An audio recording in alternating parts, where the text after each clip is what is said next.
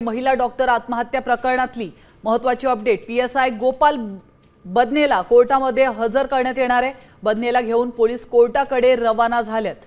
आपण पाहतोय आताची महत्त्वाची बातमी। सातारा जेलमधून बदनेला घेऊन आता पोलीस रवाना झालेत कोर्टाच्या दिशेने।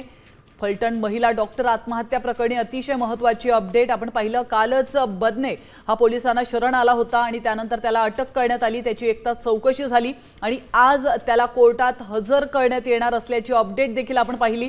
दरम्यान आता कोर्टात हजर करण्यासाठी फलटण पोलीस हे बदनेला घेऊन कोर्टाकडे रवाना झालेत।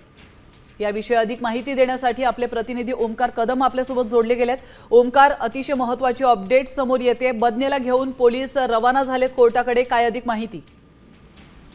फलटण येथील महिला डॉक्टरच्या आत्महत्या प्रकरणातील महत्त्वाचा आरोपी पीएसआय बदने याला घेऊन सातारा येथून पोलीस फलटणकडे रवाना झाल्याचं असल्याची खात्रीशीर माहिती कळते। आणि याच्यामध्ये फलटणमध्ये आता फलटण न्यायालयामध्ये त्याला हजर करण्यात येईल आणि त्यानंतर पुढची जी प्रक्रिया आहे ही सुरू होईल।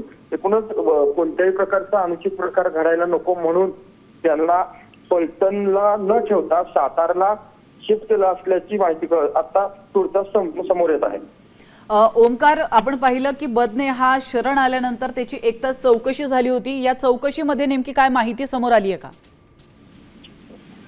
एकूण आता बदनेला केवळ पोलिसांनी ताब्यात घेतलेलं होतं आणि त्याच्यानंतर आज कोर्टानं पीसी दिल्यानंतर महत्वाचं जी काही माहिती आहे ही त्यांच्या पीसी मध्ये समोरली। त्यामुळे अजून पोलिसांकडून तशा प्रकारची कोणतीही माहिती दिली जात नाहीये।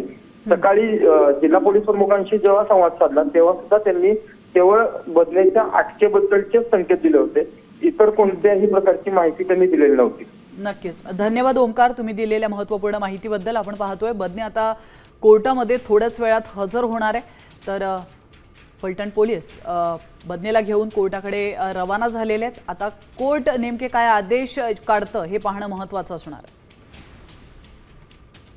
आता isakal.com आहे देशातील नंबर 1 ची मराठी न्यूज वेबसाईट। प्रत्येक अपडेटसाठी isakal.com ला नक्की भेट द्या।